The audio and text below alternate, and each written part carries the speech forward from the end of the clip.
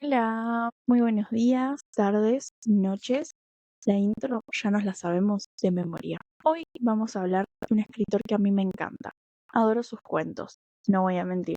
19 años y leo cuentos todavía. Pero es que este hombre te hace querer leer cuentos con 19 años y a cualquier edad. Vamos a hablar de nuestro queridísimo Jorge Luis Borges. Nació el 24 de agosto de 1899 en el barrio de San Nicolás, en pleno centro de la ciudad de Buenos Aires. Borges descendía de familias criollas que participaron activamente en la formación de la nación y se destacaron también en la Guerra de la Independencia y en las guerras fronterizas y civiles del siglo XIX. Por el lado paterno tenía también ascendencia inglesa, procedente de un extenso clan de predicadores, escritores e intelectuales. Borges aprendió a leer a tan temprana edad que, según manifestó muchas veces, no recordaba un momento de su vida en el que no supiera leer y escribir. Fue un niño con una curiosidad intelectual precoz, que fue satisfecha y estimulada por la inmensa biblioteca. En su autobiografía afirma que,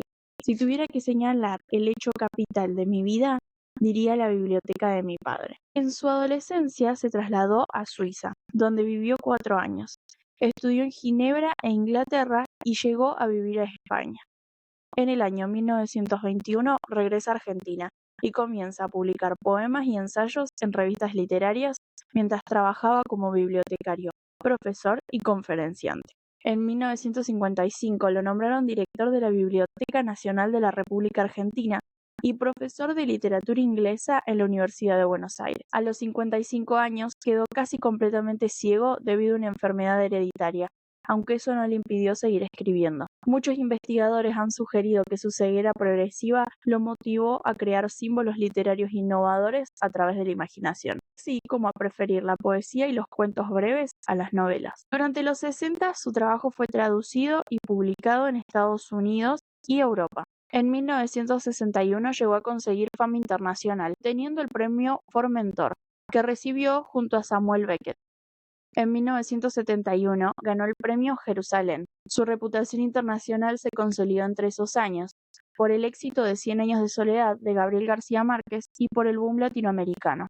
Borges dedicó su último libro, llamado Los Conjurados, a la ciudad de Ginebra, donde murió en el año 1986. El escritor y ensayista J. M. Coetzee dijo en su libro sobre Borges que él, más que nadie, renovó el lenguaje de la ficción, abriendo así el camino a una generación de novelistas hispanoamericanos. Galardonado con numerosas distinciones, también fue polémico por sus posturas políticas conservadoras. La importancia de estas continúa siendo causa de debate, particularmente por la posibilidad de que le hayan impedido obtener el Premio Nobel de Literatura, al que fue candidato por casi 30 años.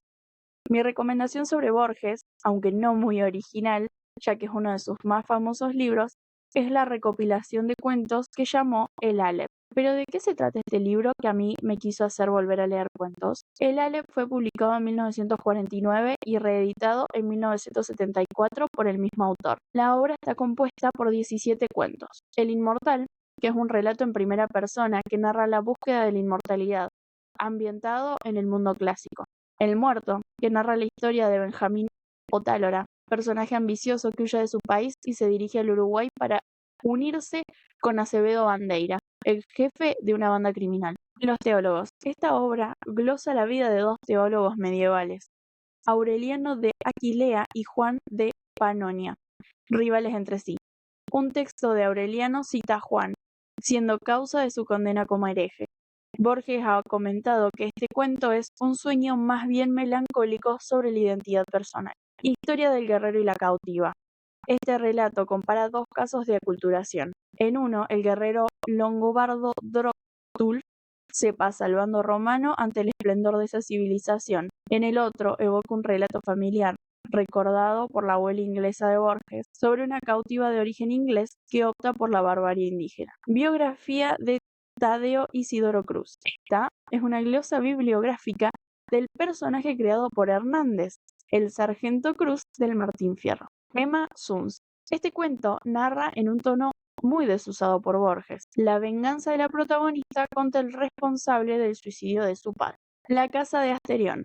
relata en primera persona las reflexiones de un personaje que habita en un laberinto. La otra, Muerte. Esta evoca la figura de Pedro Damián, un gaucho entrerriano que participó en la batalla de Mazoler. Los diferentes relatos que recoge sobre este personaje le permiten argumentar sobre el tiempo y la omnipotencia divina. Hay una relación explícita entre el nombre del personaje y el teólogo medieval Pedro Damián. Vale recordar que, para Borges, la teología era una rama de la literatura fantástica. Es Requiem, no sé si lo pronuncié bien. Es narrado por un militar nazi a punto de ser fusilado por sus crímenes. Recapitula su vida y considera que, a pesar de la derrota de Alemania, ha triunfado la voluntad de poder, destruyendo la decadente civilización occidental y cristiana. La búsqueda de Averroes. Este relato imagina al filósofo hispanoárabe Averroes tratando de comprender un pasaje de la poética de Aristóteles. El intento es descrito desde la ironía como vano, ya que la literatura árabe carece del concepto dramático. El Zahir. Aquí el narrador relata cómo llegó a tener en su mano el fabuloso objeto conocido como Zahir, en la forma de una moneda de 20 centavos. Esta moneda, que decide perder, obsesiona su pensamiento y le permite evocar otras monedas prestigiosas de la historia y la literatura, así como otros objetos que han sido, a su vez, el Zahir, la literatura del dios. El sacerdote mesoamericano, Sinacán de Caolom, prisionero de los españoles de Alvarado, descubre que el dios ha dejado un mensaje críptico en la piel de los jaguares. Después de largos años descifra el mensaje en el jaguar que está encerrado en la celda vecina, y sabe que ese mensaje lo hará poderoso y capaz de destruir a sus conquistadores, pero decide no usarlo porque declara: quien ha entrevisto el universo, quien ha entrevisto los ardientes designios del universo, no puede pensar en un hombre, en sus triviales dichas o desventuras, aunque ese hombre sea él. El Aben Hakam el Boharí, muerto en su laberinto. Esta es una historia contada en Cornualles una tarde de verano. Los dos reyes y los dos laberintos. Cuenta la rivalidad de dos reyes y la competencia por el poder. Trata de la asombrosa venganza de un rey contra otro que lo encerró en un laberinto. La espera. Esta habla de un hombre atormentado por su pasado. El hombre en el umbral. Relata de un juez inglés tratando de poner orden en conflictos indios. Y finalmente, el que le da el nombre a este libro, el Aleph, narra el descubrimiento del personaje Borges de objetos en la casa de su antigua amada Beatriz Viterbo. Esta esfera de 2 a 3 centímetros de diámetro en el sótano de una vieja casa en la calle Garay, Buenos Aires, es el espejo y centro de todas las cosas, en el cual todo confluye y se refleja, a la vez y sin sobreposición. La cantidad de ilusiones es innumerable.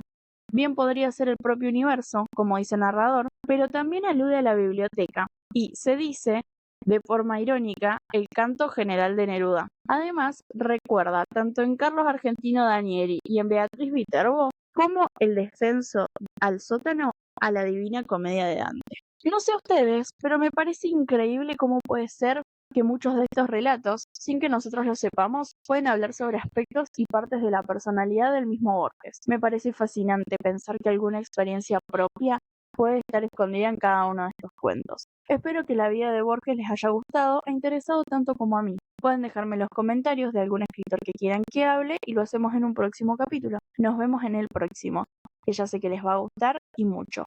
Que terminen hermoso su día, su semana, su mes, su año. Los quiero. Bye.